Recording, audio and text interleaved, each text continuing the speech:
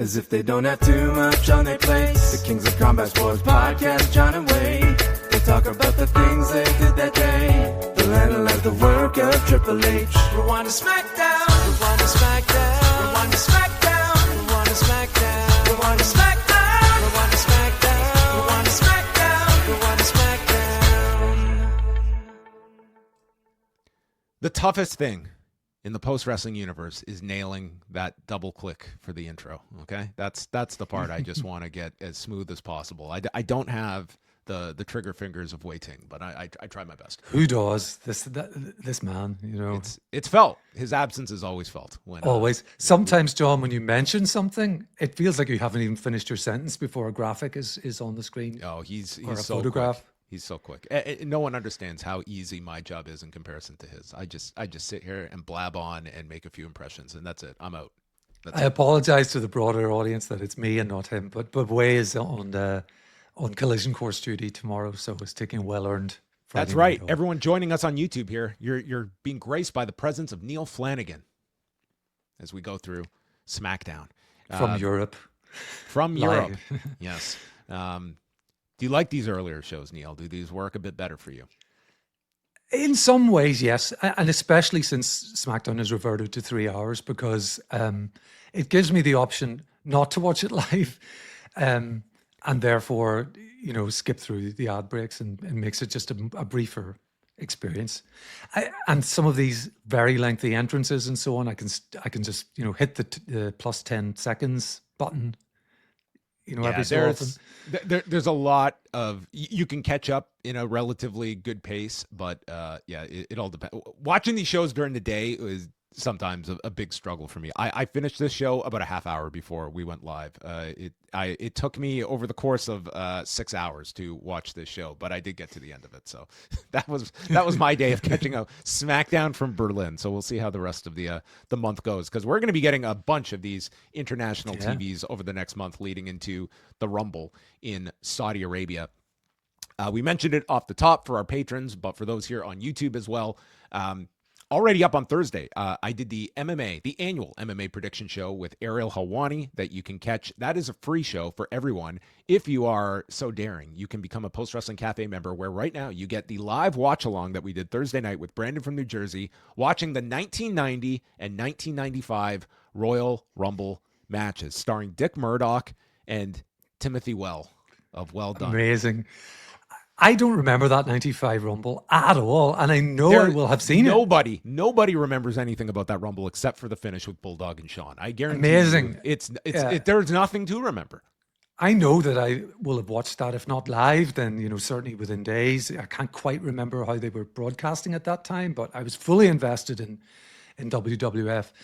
Just amazing to me, the thinness of the roster at that point. Incredible. It was hurting in January of 1995, but we went through those two Rumble matches, and then we've got Collision Court Saturday night with Wei and Kate, and Monday we're going live on the Post Wrestling Cafe for all subscribers, 11 a.m. Eastern Time, for the annual Best and Worst of show. Braden Harrington, Davey Portman, Wei Ting, and myself will be all in the same room. We will be in person together for our annual award show, handing out the awards for the very best and the dirt worst that 2025 had to offer us. So looking forward to that. Always one of the fun shows of the year for us to do, to officially put the nail in the coffin of the last year.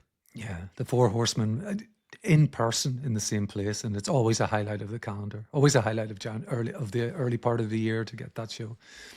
And why not? Let's get in one more plug, because at the end of the month, the show everyone looks forward to, Book Club, is coming your way. And what are we reading this month?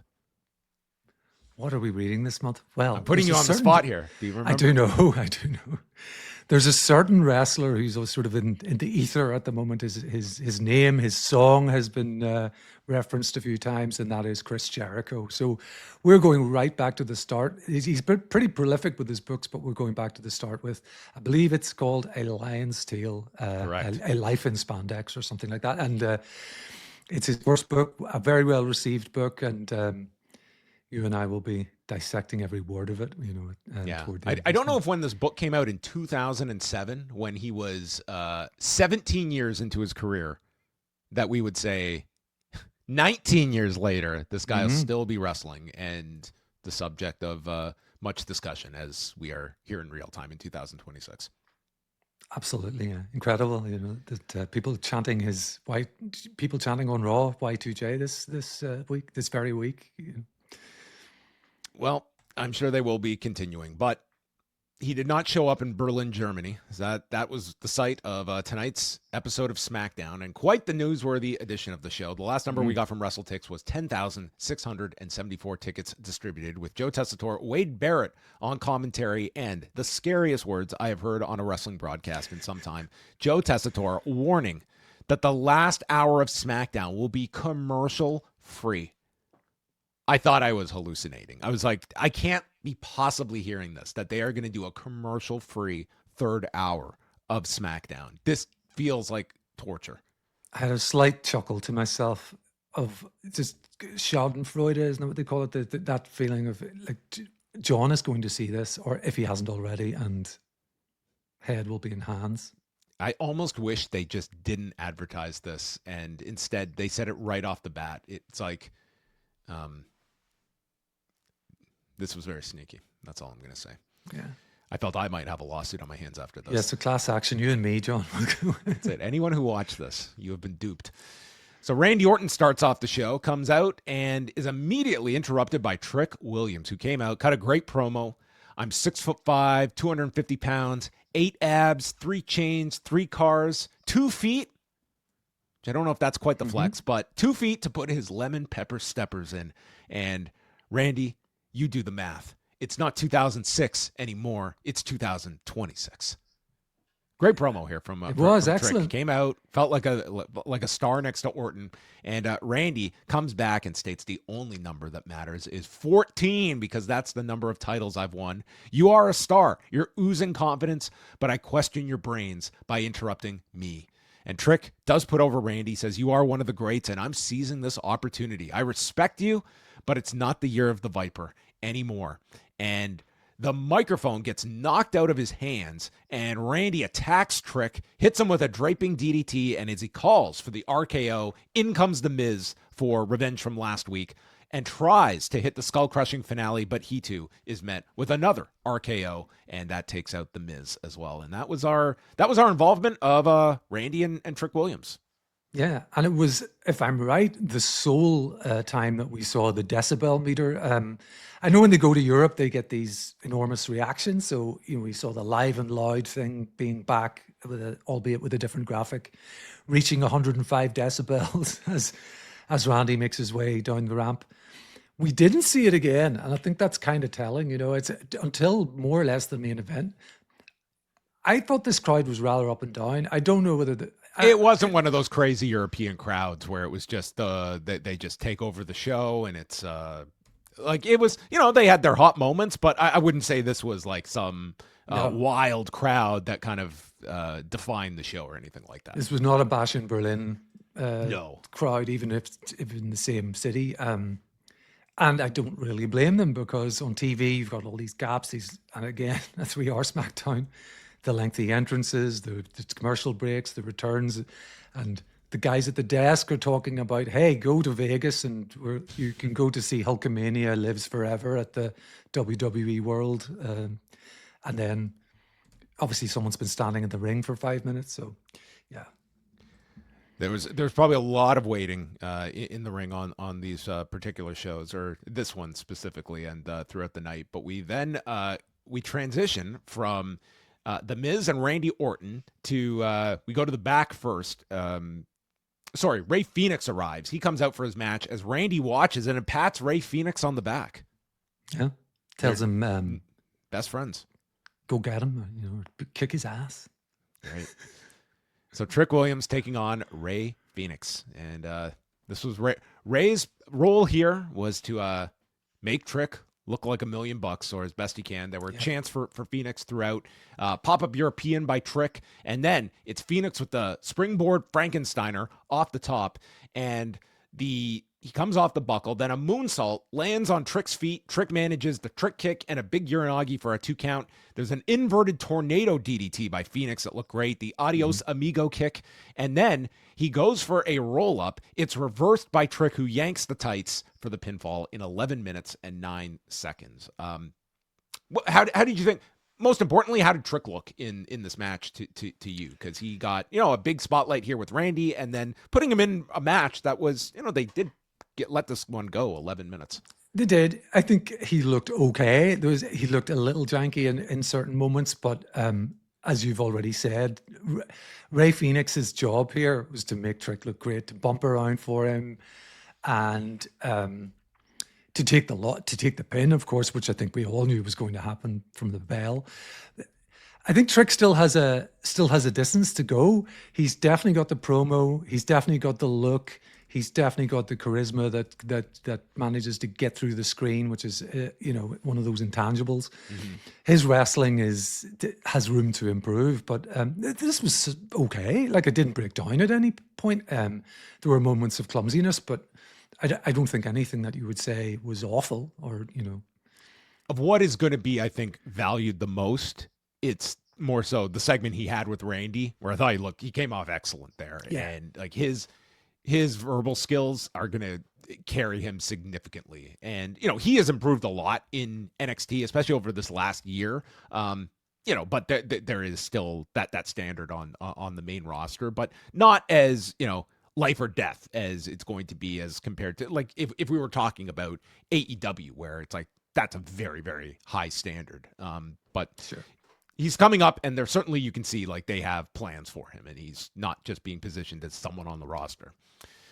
Saxton is with Julia and Kiana James, and Julia states the belt is back where it belongs, and she's going to make an example out of her opponent, Alexa Bliss, tonight, who she refers to as a legend in the division. Indeed. A legend Bliss. And Kiana said Julia was an asset that will dominate the entire market. I think she's been listening to is it the president or the chief operating officer? I think possibly both of TKO. Squeezed right now, right? That's, you know what? Kiana could pick worse blueprints to try and get something out of this character. There is a definite character in there. It's flailing. Yes, you can go the Shapiro route. I think. My favorite part of this entire segment was just Julia yelling in Japanese and giving it some oomph, of some passion, because I still hate this pairing. I don't think it works. Yeah, I mean, this title reign, they're almost positioning it as like, this is take 2 on Julia. Like, that's pretty much what they're telling you. They recap the ambulance match from last week. So Saxton catches up with Damian Priest. He's hurt.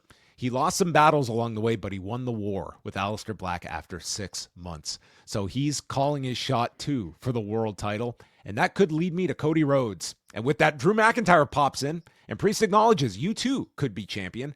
But let's just remember that I scrambled your brains the last time we met. So maybe they will have a CTE match at the end of this.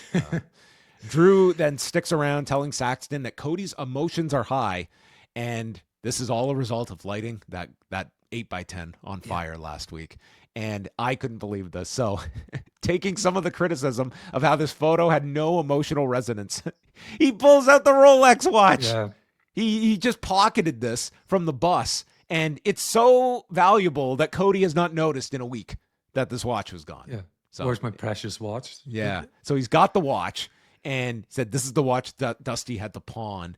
And his plan is to get Cody to disqualify himself in the first fall. And then I just need to win one more fall. Yeah. This watch didn't come into any play beyond this, did this? No. I mean, well, Drew had it during the ring announcement at the beginning of the match. Okay. And he seemed to be playing. He was sort of like brandishing it, playing with the watch, but I don't know what happened to it after the bell went. This should have been the prop last week, but anyway. For sure. That's instead of that stock photo, kind of the 8x10.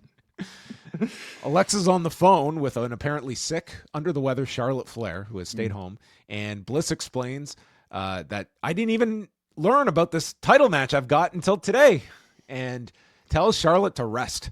So Nia and Lash walk in stating that trying to create waves that The second you get a spotlight in a singles capacity, Charlotte is not here to have your back. And Bliss dismisses this and walks off.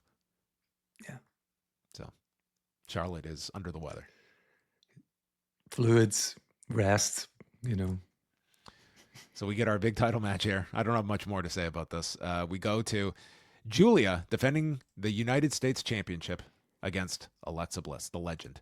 And Wade says, literally, Julia's looking for a more impactful title reign than her last one.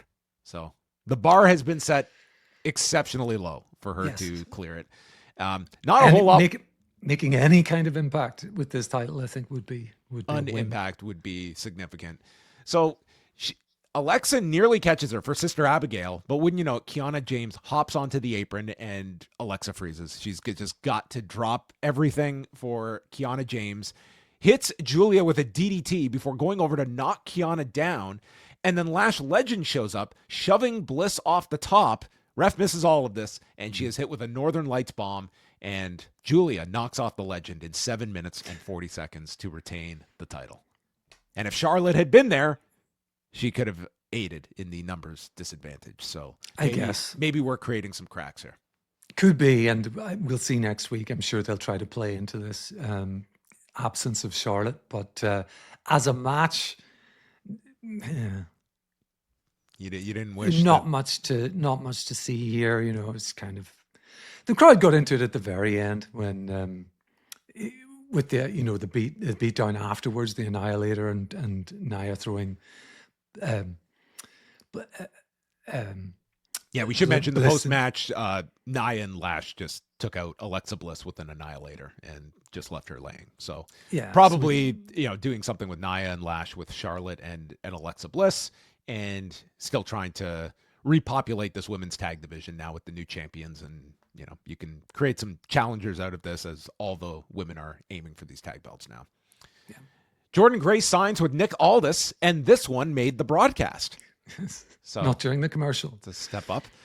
Chelsea and Alba Fire walk in, and Chelsea wants a rematch with Julia and says that Jordan Grace doesn't matter. So Alba Fire gets into Grace's face, and Aldis, as always, he's got 3 hours now that he's got a book, so he's got open segments. Makes the match right on the fly between Jordan Grace and Alba Fire in about 30 minutes. Kit Wilson walks in, and he's got a busted up nose and a chipped tooth, he says, because Matt Cardona is the embodiment of toxic masculinity, and he gets the door shut on him by Nick Aldis, so Wilson calls him toxic. So, number one, I saw so many reaction videos on Instagram to people watching that entrance last week that I almost felt this had to be somewhat manipulated. But I think that this entrance really took off for this guy. And then today we learned that Elton Prince, who's been out since May, and I very clearly remember him getting hurt in this match with Fraxium. Turns out for months he was dealing with he basically lost feeling. And they, for months, have been doing all these tests to try and figure out what was wrong. And they just discovered the source of it being his neck, and he had to have neck fusion surgery, which only happened yesterday. So he's got a long, long road to recovery, and very frustrating. You've had 7 months that, they had to diagnose the problem, and now the real recovery begins. It kind of surprises me that I'm not alleging anything, but a 7 month wait to get to the heart of this and get the surgery that he needed seems really excessive. I'm just sort of surprised that this wasn't properly diagnosed in time. But yes, Elton Prince with a pretty lengthy social media post explaining all of this, how he lost feelings, and I think Wilson too, supporting his friend with saying that he hopes Pretty Deadly will be back together at some point, but for now he just wants his friend to heal up from this and be a dad and stuff. And we all hope that, of course. Elton Prince still in his 20s, so 28. Yeah. Yeah. There's hope for him, but clearly they didn't see. It feels like with the booking of Kit and this toxic, anti-toxic masculinity character and his new theme and all of that, it seemed pretty clear that they knew Elton Prince was going to be out for a while, but the severity of this injury was not known to anybody. It feels like. Yeah, I won't read the whole thing here, but this is just a portion of what he wrote, that he took a bad landing in the ring. The top of his head hit the mat, and what felt like burning hot electricity exploded through my neck and my arms. I lost control of my hands as all my fingers curled in and were stuck for a moment. It was pretty terrifying, and what followed has been 7 months of tests, questions, and pain. But thanks to the efforts of WWE's medical staff, and he lists some of the doctors here, we found the problem, and yesterday I successfully underwent a 2-level neck fusion. Not exactly where I hope to be at 28, but we are owed nothing in this life, and I'm just grateful to be on the road to recovery. So, yeah, that's got to be, like, the physical part speaks for itself, but the mental load to take on as your career is basically on hold, and it's not like you're even starting the process post-surgery. Like, it's just all these months of trying to diagnose the problem, and then you finally have surgery. So, I mean, a really rough go of things. So, I mean, I hope it's a as smooth a recovery as possible. Like with the neck, that is, I'm sure you're antsy to return, but that's not something you want to rush, obviously. And, you think of Will Ospreay too. Like this is not an injury to rush back from, no matter what the show is or what, stage of your career you're in. Like your neck that should be the priority. So For sure. Back to the show, and so that match is signed with Jordan Grace and Elba Fire for later. Saxton then speaks with Matt Cardona, who states, "It's almost been 6 years since I was let go. I could have been bitter. I could have lived off the Zack Ryder character or bust my ass and come back, and I chose option 3. And then in his first interview back, he's like, Byron, I see someone, I'm just going to take off. So he spots Cody, and he walks up to Cody and says he's back for that title. And Cody's like, Matt, please, come on. No, he wishes him luck and says maybe after tonight we can talk. And wouldn't that be prophetic right there? So yeah, Matt will have to make alternate plans. We got a video on the past 3 stages of hell matches, from Austin Hunter to Hunter and Michaels. Hunter's been in a bunch of these. He was in one with Orton, Cena and Ryback. And then we go to a video detailing the past involving the Wyatt Six and the MFTs, with a date of July 11th, 2025 that this began. I was like, you have got to be kidding me. This started in July. Yeah. July. Crazy. I can't believe it, John. It feels Feels like a long time. Between Damian Priest and Aleister Black to this, like, it's interesting, like the programs that we are dedicating such time to. But I think it's it's fascinating that for Saturday night main events and the PLEs, sometimes the booking feels a little bit rushed to get your top guys and girls into like 5 matches. But meanwhile, in the TV programs, we're getting these 6 months long, endless programs, and this is not the payoff, of course, because no, as we'll get to, we've got a stolen object at the heart of the matter here. Yes, folks, everything you've been waiting for since July: 8-man tag, the MFTs against the Wyatt Six. So they had the advantage on Joe Gacy early on, and he does the upside down, taking out Tama. So in comes Eric Rowan for the hot tag, and the crowd is into Rowan as he's clotheslining everybody. And then we get the showdown. This was like Hogan Warrior in the 1990 Royal Rumble. It's Eric Rowan and Tala Tonga face to face, nose to nose, and they go to blows. And Tala chokeslams Loomis. There's a double clothesline spot with Rowan, so both men go down, just like Hogan and Warrior. And then Howdy and Sikoa get tagged, the 2 leaders, and Sikoa goes for the Samoan spike. It gets ducked, and Howdy tries for the Sister Abigail. It's avoided. In comes Tama Tonga, and the mandible claw gets applied by Howdy to JC Mateo as Solo is on the floor and takes Uncle Howdy's lantern. No. Uh-oh. Uncle Howdy is disturbed by this blatant stealing. And Tala then boots Uncle Howdy, and Tama Tonga hits him with the cutthroat and pins Uncle Howdy in 10 minutes and 19 seconds. Sikoa leaves with the MFTs with the lantern, proclaiming that the whole world is in his hands. Yeah.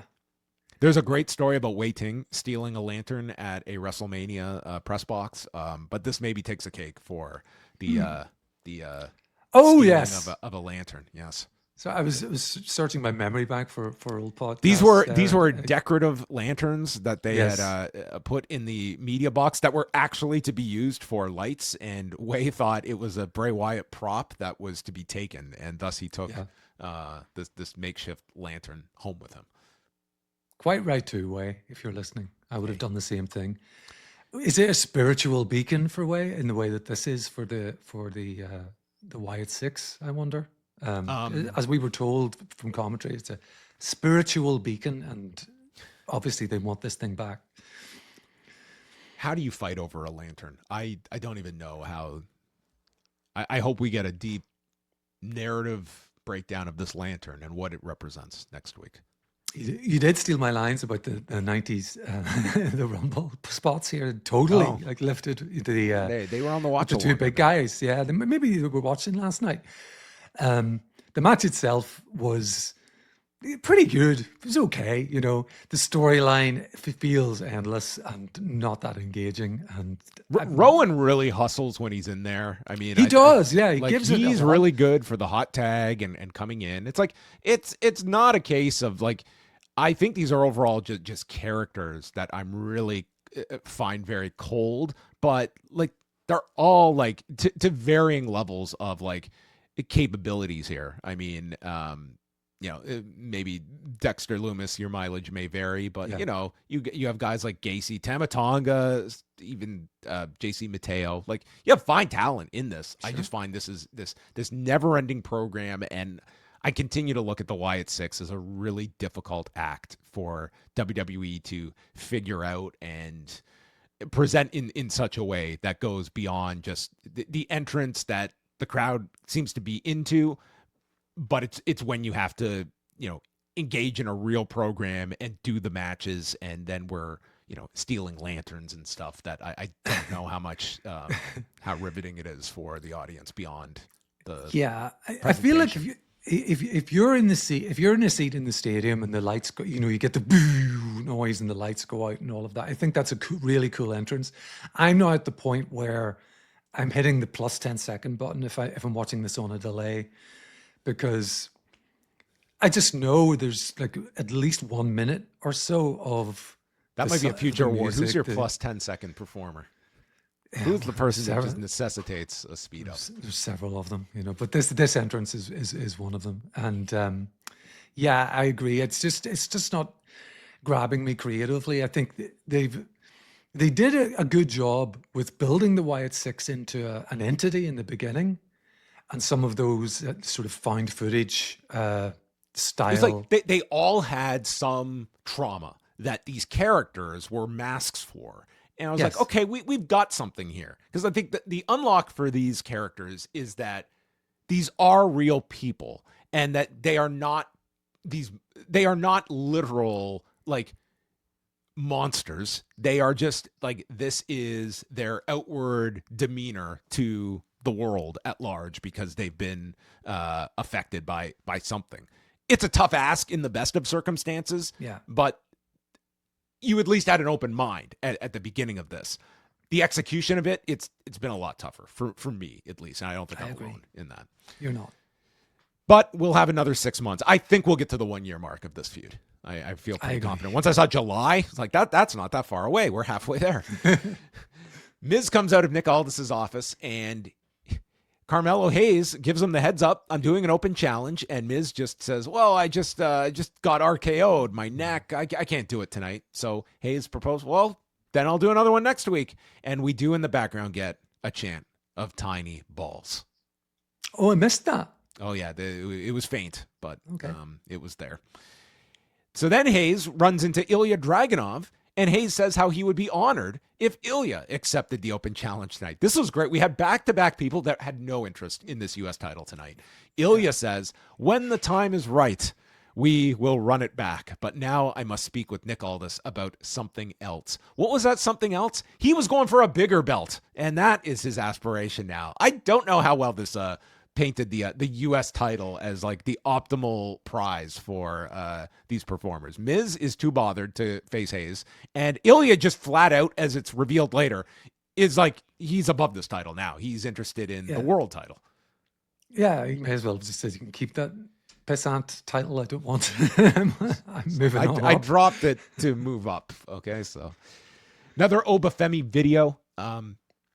And they do go over the end of NXT on Tuesday, his relinquishing of the belt. Did you catch any of this? Do you have any? I did. I made it my business to kind of catch up with it. I didn't watch NXT live, but I heard what happened and thought, I got to see this, and see the sort of changing of the guard that you guys were talking about on Wednesday in the news portion about all of this. So, yeah, I think NXT is going to be interesting in the time to come. As all these call-ups appear. Who are you most high on of the call-ups? Like, who do you see having like the best route to success among the several call-ups? I think Oba. I think when he comes out, I think he's going to get really big reaction from it, and to see him in that state, and we've seen it before in a sense, in the with Saturday night's main event. But I think that crowd reacted to him, and I think these big stadium crowds or arena crowds will react to him, and he has such a presence. He's a great character. I think Obafemi. I think Jordan is a great call up. I think she's so good in the ring, and I think that she really made. It probably made we'll get to it, but it probably made maybe the third best match of this show. Jordan Grace and Alba Fire later on, even though it was essentially a squash. I just thought she's very good talent. Well, that takes us to Alba Fire and Jordan Grace, which is next. And yeah, they kept this one short. It was, a showcase for Jordan Grace. She hit a spine buster and then a package sit-out powerbomb. Chelsea gets on the apron to distract. They've got to limit these just apron spots. I just feel like it's every match. Someone gets on the apron and the person in the ring is just like, they're so transfixed with this person. So Grace just rams Elba into Chelsea and hits a torture rack bomb that Joe Tessitore identifies as beast mode as Jordan wins in 2 minutes and 36 seconds. And the more important part, like quick match, they got over like this finisher is she's on her way to the back. Jade Cargill comes out confronting Jordan saying this is her show and she's that bitch. So this feels like something they're going to be getting to sooner rather than later between Jade Cargill and Jordan Grace. So, again, at least she's being called up and it feels like they have a direction for her as opposed to, back in, another, going back years where someone would get the call up and it was just like, why is this person here? Because there was very clearly no path or direction outlined for them. They're just here to fill up a spot. And that's not the case we have felt so far with some of these call-ups. And like Exhibit A is Carmelo Hayes, who we'll get to very shortly. But when he was this first round, we haven't had a draft in a very long time, but the last time they did was first round draft pick, blue chipper. I think he immediately got a non-title match with Cody, that's right, who he shook hands with and everything at the end. So he seemed set for huge things. And then the long term just absolutely wasn't there. He faded into obscurity and then he teamed with The Miz and all the rest of it. The thing I liked about this match was, as brief as it was what it really should have been. And I think it's what some of these Jade matches should have been. Too many people have been getting too much offense in with Jade. If you want to make her a heel who's super dominant, give her the full-on squash. And I think that Jordan looked really good with the dominant win. And to your point about the apron spot, it didn't really play into it. She just launched Alba Fire into Chelsea Green and still torture rack into the powerbomb just for a very dominant win. And I just thought that was good. And the post-match was very good as well. It's kind of put these two on a bit of a collision course, and with the three magic words, I'm that bitch, which is what John says to me when we're off air just before we start recording, just to make sure I know my place in the pecking order. That's my go-to line.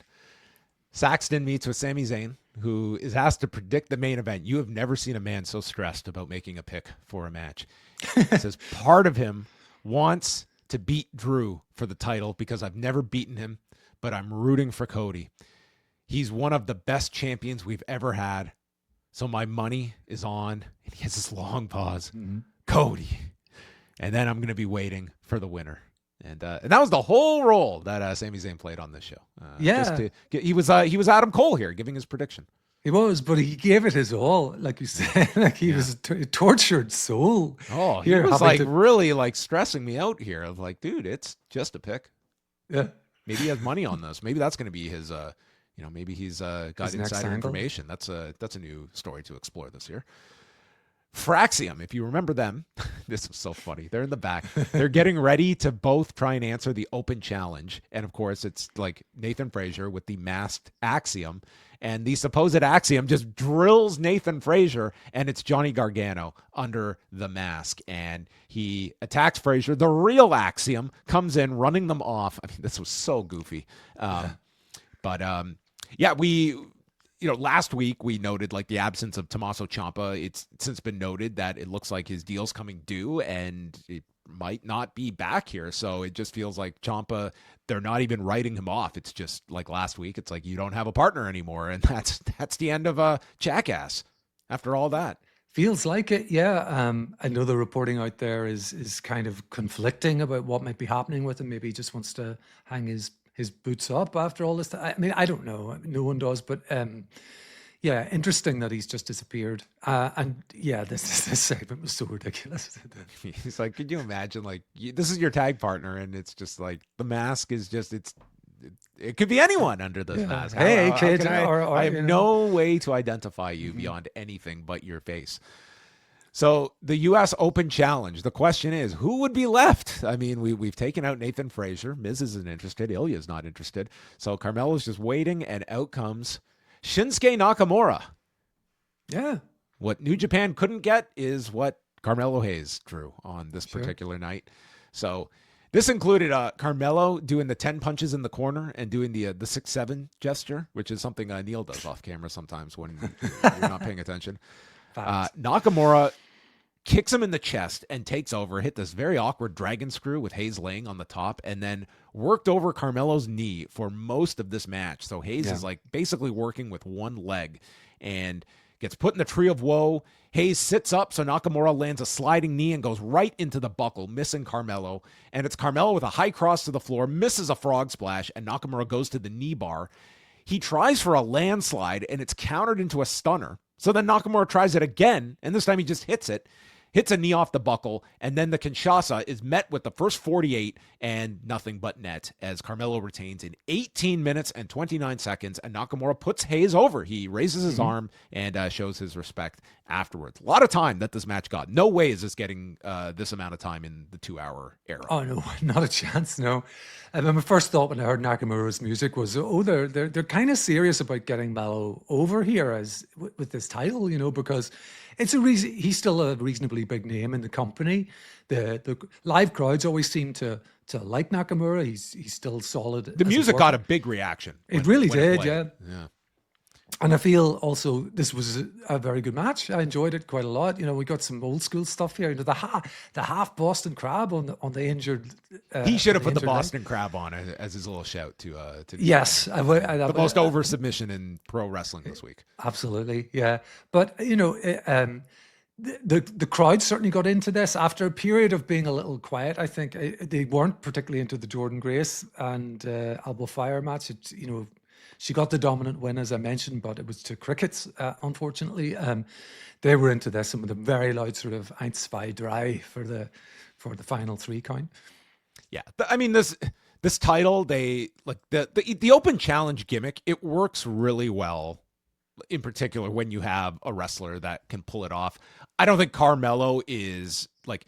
Ilya, to me, set the bar really high, but yes. Carmelo's doing well this is his most substantive role since he has been called up. And you can just sense with him that I think he's gaining much more of a foothold now that he's got a role on the show, and it's making a big difference rather than just being another player on the roster that is just really didn't have much to do for a lot of the time other than like never ending best of series that seemed to be his calling card.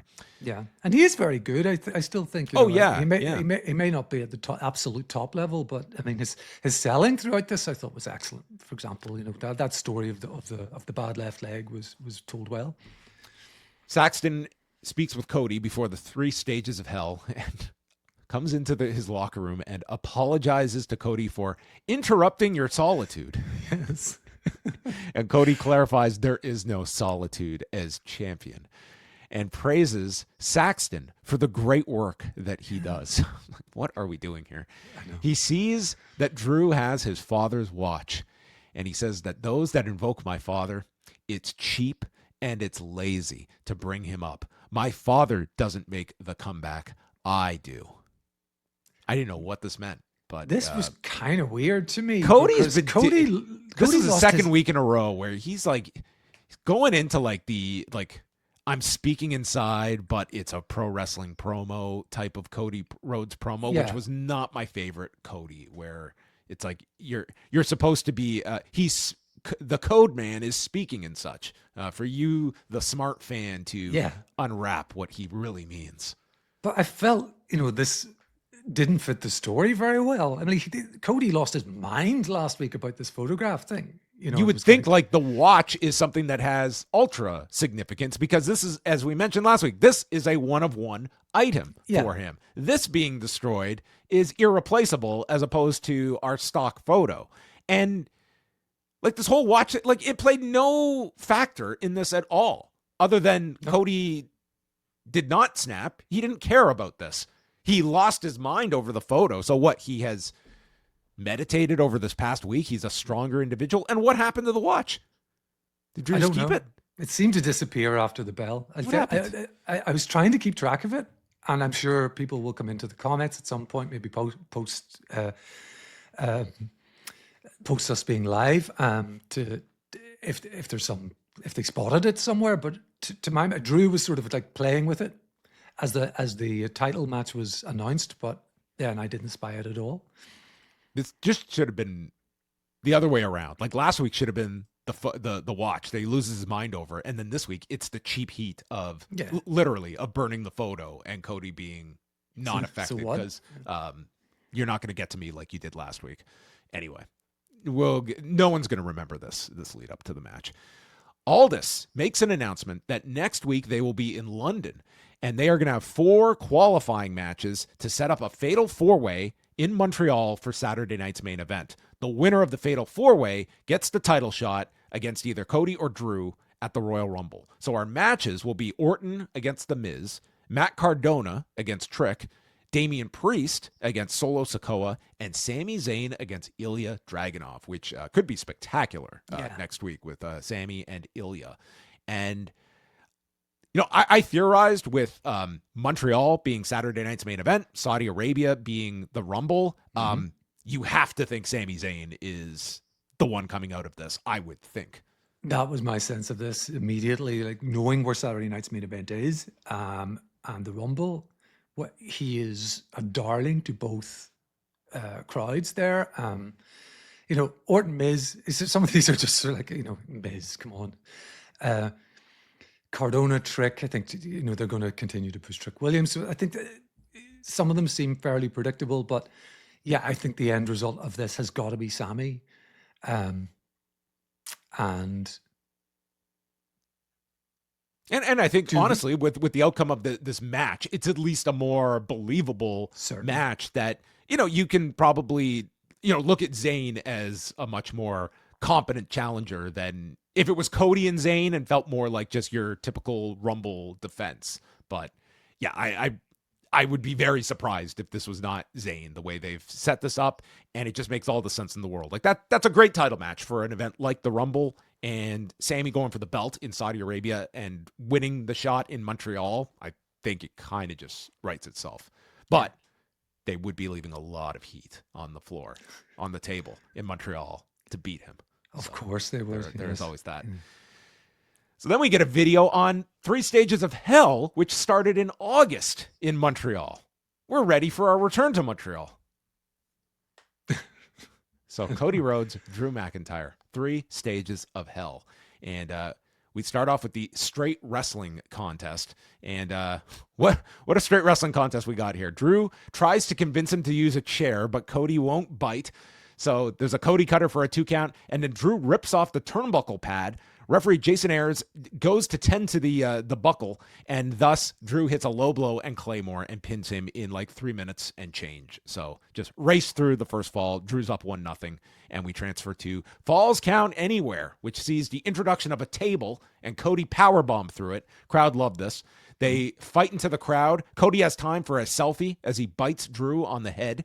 And then they go backstage where a banana was sent into Drew's mouth. Drew is put on a table in front of a balcony out in front of the crowd, and Cody climbs the balcony and splashes him through this table. Cody came off this balcony. You have never seen a man get negative height on a splash. Like, he was belly flopping this dude. It was like literally stand and put your weight forward. There was no jumping in this splash. No.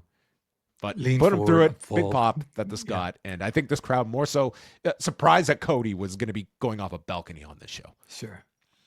They go back to ringside, and Drew's got a chair. He teases the Claymore into the desk, which was the dreaded strike in Montreal, our callback. And Cody avoids it, hits him with a crossroads on top of the desk, breaks the desk, and pins Drew on the floor, evening things at 1 apiece. And then they saved roughly 18 minutes for the steel cage match. And I thought this was the strongest of the 3 falls.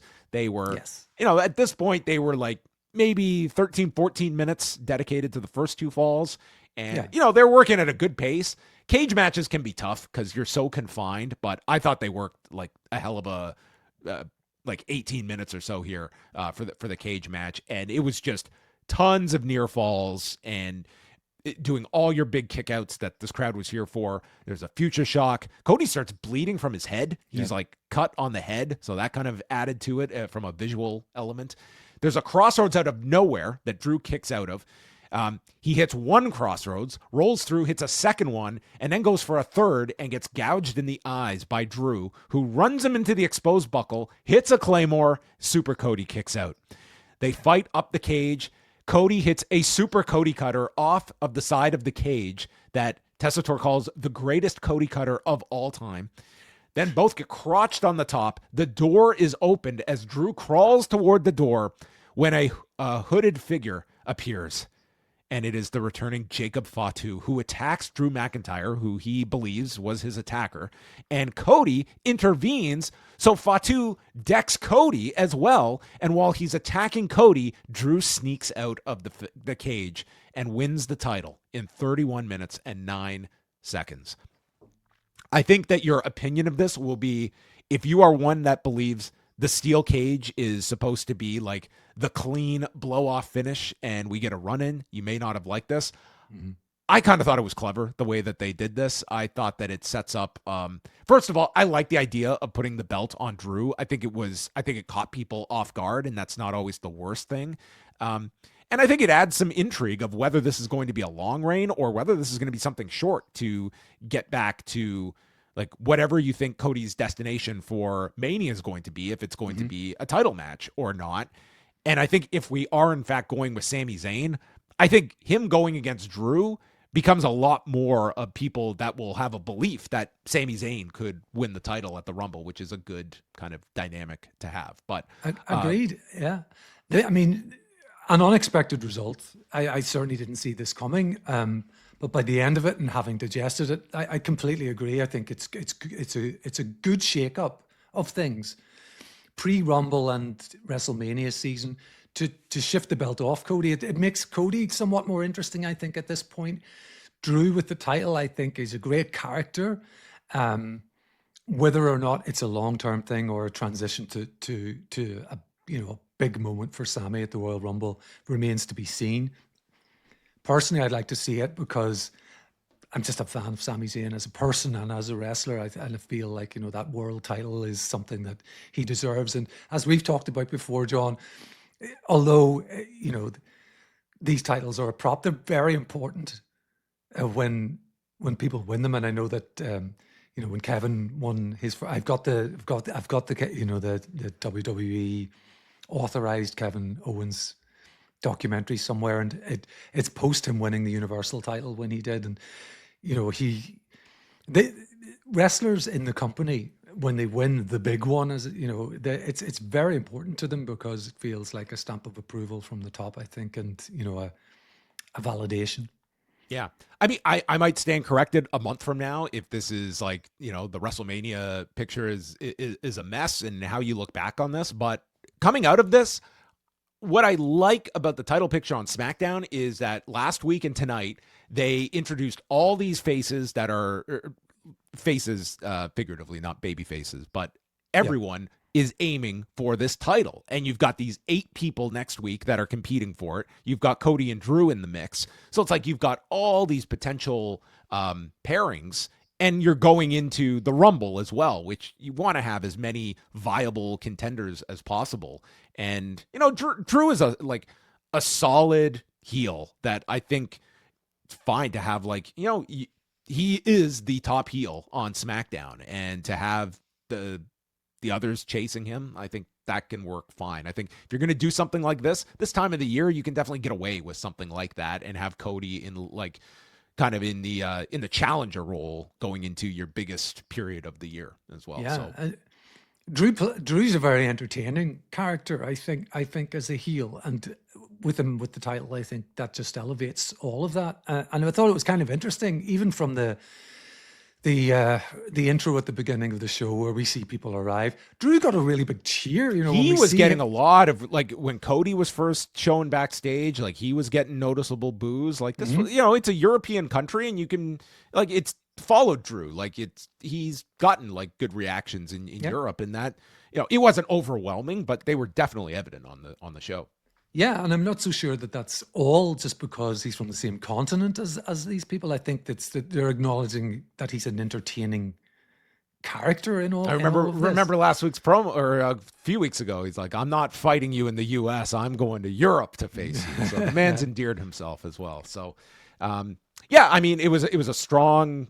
I would say not like match of the year caliber, but I really enjoyed the cage portion. So, and you know, overall, like it was an entertaining 31 minutes. You got like a surprising finish that I think the audience enjoyed. And more importantly, I think you're interested in the follow-up of where they go after this and setting up now the next, Saturday night's main event. And then that leads to the Rumble. Yeah. I'm interested what Cody does next. I'm also interested in this return of Jacob, because it felt like it wasn't. It felt like there was somewhat more than him just getting Cody away. You know, he seemed to go after him. Yeah, like you, in theory, like you should have one program with Cody before he even gets to Drew. Like he kind of set up things with both, where it was, you know, he's coming back, and it's like he had issues with both these guys coming out of this match. Sure. And it felt very much by design that Fatu did not look at all annoyed that he'd cost, you know, he didn't play the baby face to a T where he's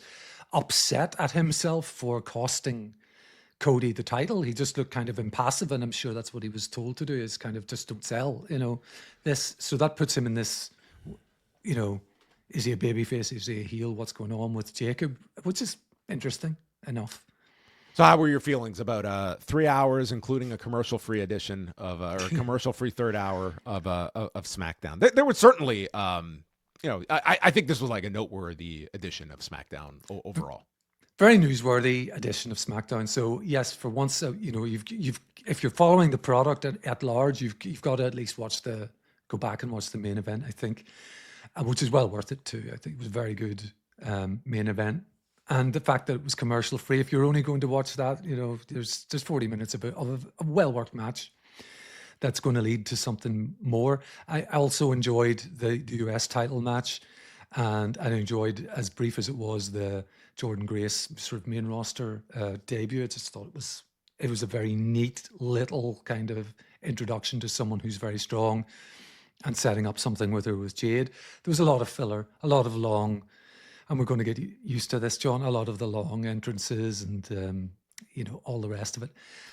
I was happy that it was in Europe, and I didn't tune in at 7 p.m. local time to watch this. I watched it after it had already finished so that I could press the skip button a few times. That helps.